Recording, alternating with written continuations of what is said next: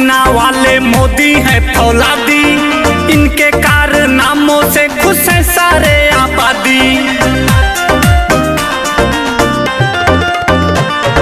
56 इंची सीना वाले मोदी हैं फौलादी, इनके कारनामों से खुश है सारे आबादी।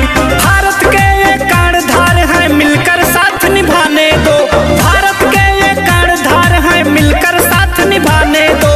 एक बार फिर मोदी जी को सिंहासन पर आने दो। एक बार फिर मोदी जी को सिंहासन पर आने दो।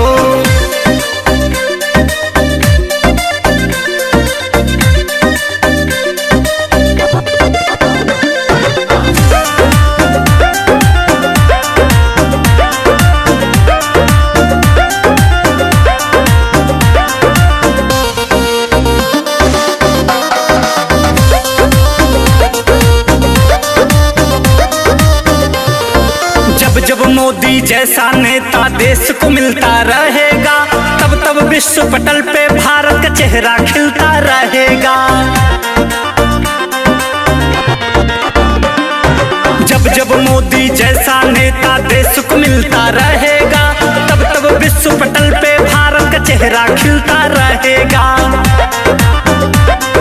देश को सबसे ऊंचे शिखर पे मोदी को ले जाने दो। देश को सबसे ऊंचे शिखर पे मोदी को ले जाने दो। एक बार फिर मोदी जी को सिंहासन पर आने दो। एक बार फिर मोदी जी को सिंहासन पर आने दो।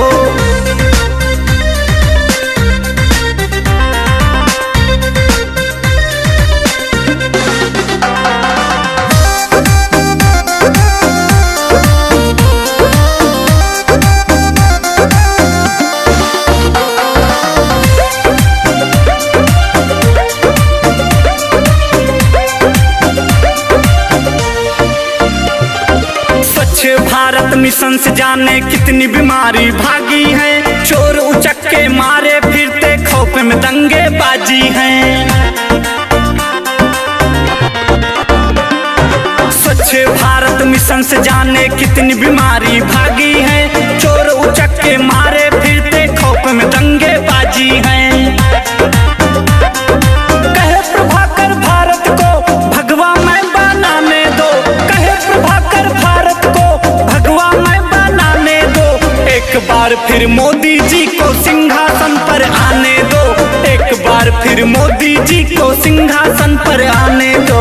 56 इंची सीना वाले मोदी हैं फौलादी, इनके कारनामों से खुश है सारे आबादी। भारत के ये कर्णधार हैं, मिलकर साथ निभाने दो। भारत के ये कर्णधार हैं, मिलकर साथ निभाने दो। एक बार फिर मोदी जी को सिंहासन पर आने दो। एक बार फिर मोदी जी को सिंहासन पर आने दो। एक बार फिर मोदी जी को सिंहासन पर आने दो। एक बार फिर मोदी जी को सिंहासन पर आने